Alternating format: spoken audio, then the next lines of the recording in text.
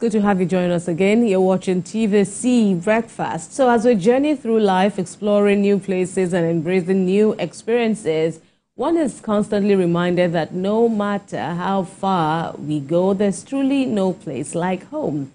Returning to one's homeland isn't merely about going back to a physical space. It's also about reconnecting with one's roots and the people. That's those that are here, Awanile.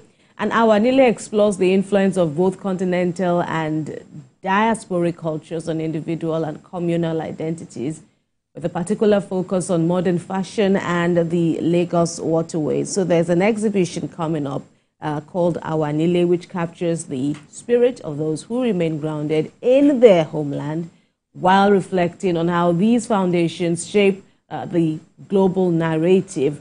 Joining us now in the studio is Elena-Adeniyi. She's the curator of Oluwa.jpg, and she's also one of the conveners behind the Awanile exhibition. It's good to have you join us. Thanks a lot for coming on board. So just give us, let's begin with the introduction. Awanile, help us to break down this concept and what you want to achieve. Well, basically, Awanile is a loose term. When you translate it from Yoruba, it means homecoming. And I kind of found the essence when I was planning for an exhibition. I was like, something that resonates a lot to me is obviously coming back home, connecting with your roots. Like, obviously, growing up in Australia and flying in between Nigeria, my parents always, like, gave me the skills, and they taught me that no matter what, home is home. No matter where you go in the world, no matter how far you are, it's very important to come back home and connect with your people and your culture. So I think when I was kind of planning at the beginning of the year, the exhibition, I was like, I know I definitely want to come back home to Nigeria, but I also want to pay homage to, like, my Yoruba culture. Okay, and then so how are you giving this concept life? Help us understand just how you want to see this through.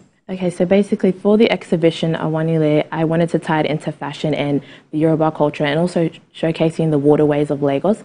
And if you kind of think about it, Yoruba culture, water is a very, symbolic thing for us. It's like, the flowing, like the movement, and I think tying that into fashion, because if you kind of think about it, the flow of fashion, like a lot of the clothes I've chosen for this exhibition with a lot of the brands I collaborated with, a lot of the clothes are like flowy material, and I wanted to show that symbolic way that, water and fashion tied together. And I also just wanted to pay homage to just like my motherland, my roots, because growing up, I would always visit my hometown of Ijebu-Ode in Ogun State, and would always go for the Ojude-Oba festival with the water and all of that. So growing up, I've always been, used to that kind of water, festivity of things, and just like the excitement that was going back home. So I was thinking, okay, you know what? Let me tie that in one way or the other. Right. What constantly brings you home? Because I know Australia is almost at the end of Earth. What constantly brings you home? And you've mentioned paying homage. Do you necessarily have to come home to pay homage?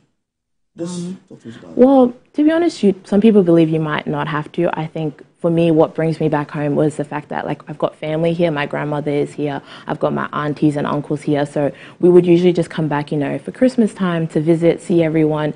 It is on the other side of the world, like you've mentioned, so that 24-hour flight is quite long. But it is always worth it, of the excitement, knowing that throughout the year I've been in Australia, and now I've been able to come back home, see my grandma. We always like surprise her, so she usually doesn't know we're coming back. So even just the joy of seeing that smile on her face, like, oh my goodness, you're back, what, you didn't tell me, and just like that, it was definitely worth it, like coming back. So that's why I like feel like, coming back home and being able to, because this is my first solo exhibition back in Nigeria.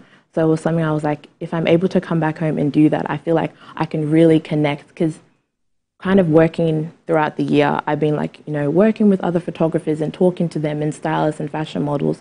But now that it's like I'm actually on ground here, there's a kind of connection, talking to them one-on-one, actually being like, oh, I'm free next week, rather than, oh, I'm free in 6 months, that kind of thing.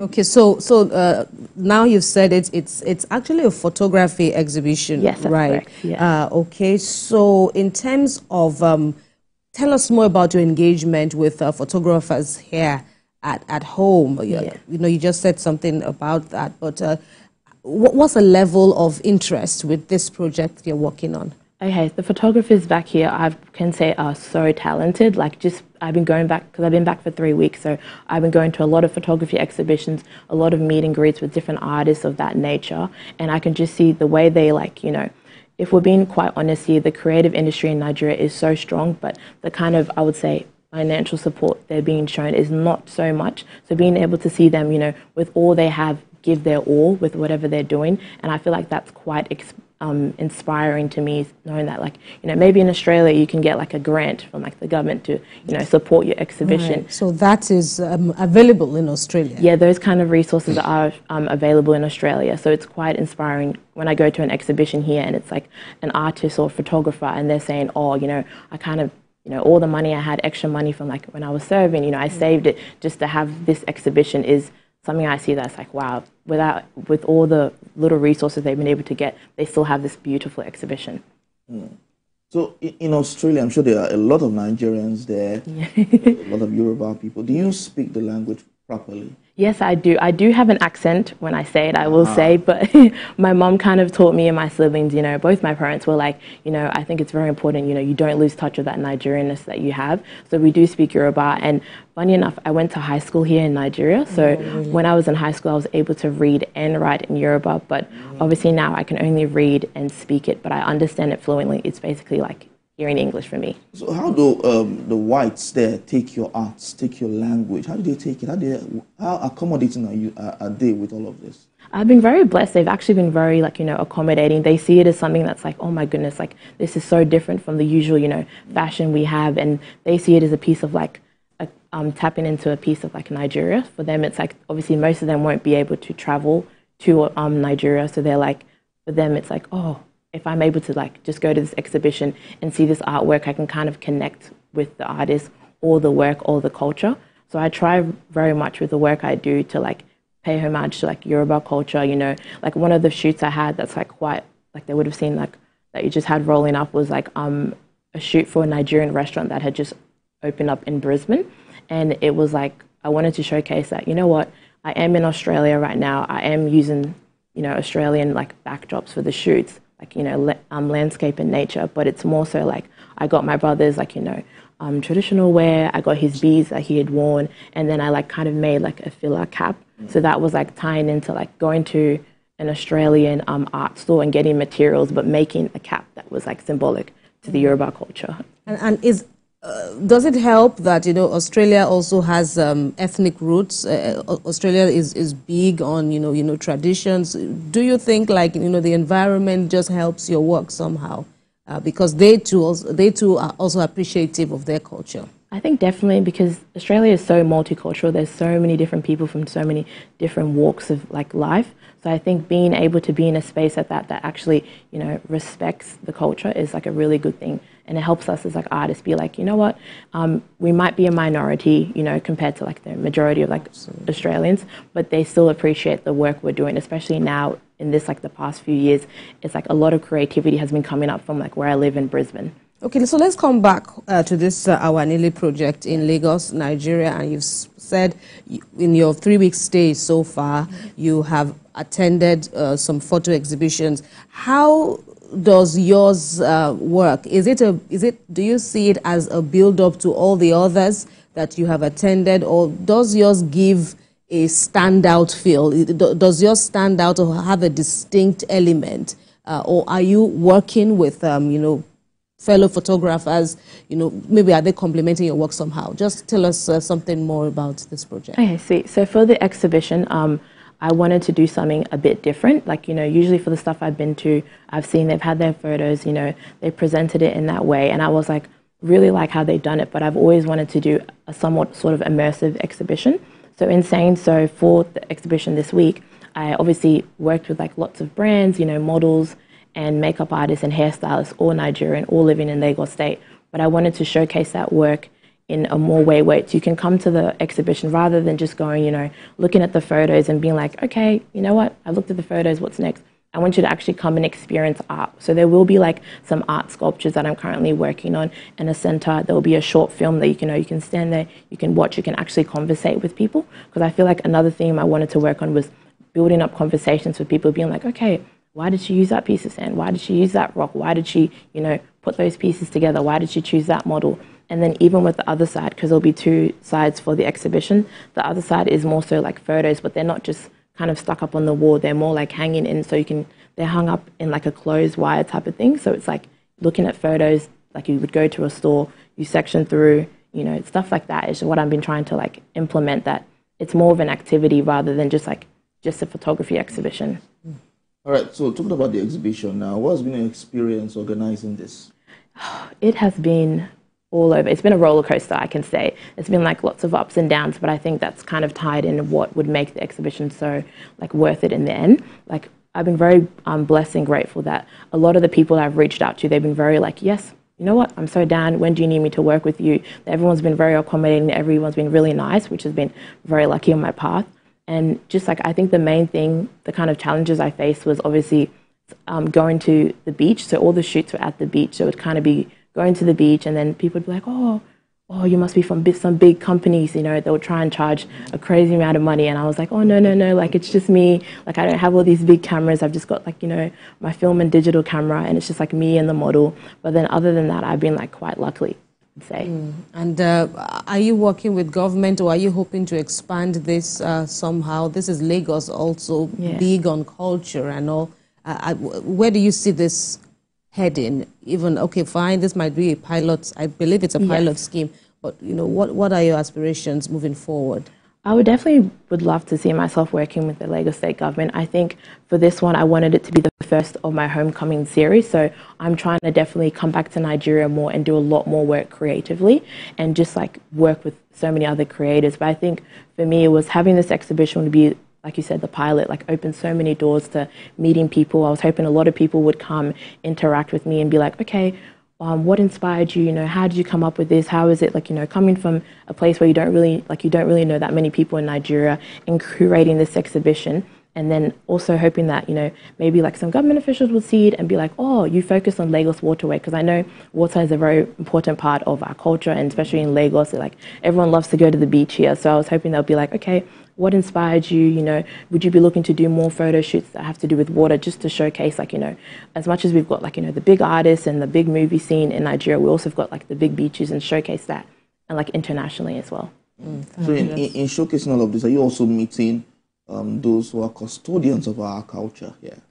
So far, I have not really met so many people. I've met more like I would not say entry level, but, you know, entry level kind of people in the industry. But I have been blessed to like go to a few, you know, dinners with some people who are actually pioneer photographers here, people who are very big on the industry. You know, they've built their name for themselves. So I've been happy to be able to be in those kind of circumstances.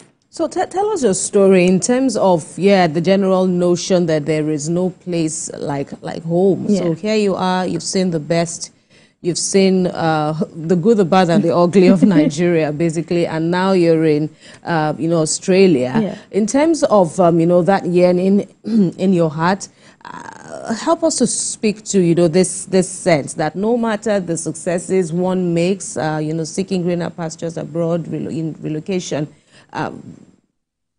how would you advise people over there, your counterparts over there, who are perhaps watching and wondering what is it for me?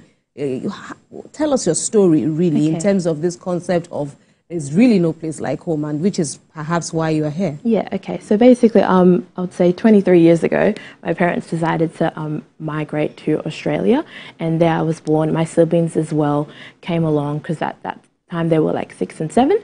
So we went to Australia. I was born, went to primary school there, and then I came back for secondary school, and then I went back again for university. But during those period of times, I was definitely like, flying in and out, seeing family, as I mentioned before. But it was because like my parents have their business here. So my mum works as an educational consultancy at Mel Educational Services, and my father, he had his business at Waste Point Limited. So he'd work directly with Lawma and the government, that kind of thing. I was growing up seeing like they would always travel back and forth, and they would like, from the money they had gotten from their business back home, they were able to provide for me and my siblings. So I feel like for me, it was seeing like, even though we do live in Australia, seeking greener pastures of some sort, it's like the money they've used to raise us up has been back in Nigeria. So even with that, my dad would always say like, no matter what, no matter how far you've gone, Nigeria is home. Just remember that. That's why they were very certain on learning Yoruba, you know, keeping in touch with our family, keeping in touch with like my cousins and my grandma, that sort of thing. So and you have no regrets? I have no regrets, no, 100%. I think the only thing is I would say I'm so grateful, even till today. Like I joke to my mum, like, oh, when I went back for high school, I was like, oh, Mum, you know, I wanna stay in high school in Australia. But I think as time went by, I was like, I'm so grateful. And she's always like, Lena, you know, I told you would enjoy it. Yeah. And then I'm so grateful that, you know, she brought me back to Nigeria to like connect with my cousins and stuff. And any plans of coming back to Nigeria finally? I think at the moment I'm trying to like live in Australia and Nigeria, because over in Nigeria, in Australia, I do host like an event called Lost Files. So that's like a more grander scheme photography exhibition / music event. But I've kind of channeling like the past couple of years where I've been coming back home to Nigeria more. I'm like, you know what, I actually would enjoy living in Nigeria and Australia if that was like possible. All right. All right, because the reason, well, partly the reason why I asked that question was, you know, in the news earlier in the week, this story that trended of a guy that sued his parents or something like that for bringing him back to Nigeria and all of that. But is there a place for non-art lovers at the exhibition? Yes, there will be. So if you do enjoy music, people who are just, you know, curious and want to see what your work is about. Oh yeah, definitely. There's like the exhibition is at the John Randall Center for Yoruba Culture and History, which has just opened up last month. So I feel like them coming along, even if they're like, okay, you know, I've looked at the work, like what more is there? There's like a beautiful open green space that they can go and just kind of chill at. All right, Elena-Adeniyi, lovely talking with you. Thank you. We wish you a successful outing. Thank you. At the exhibition. Right, just before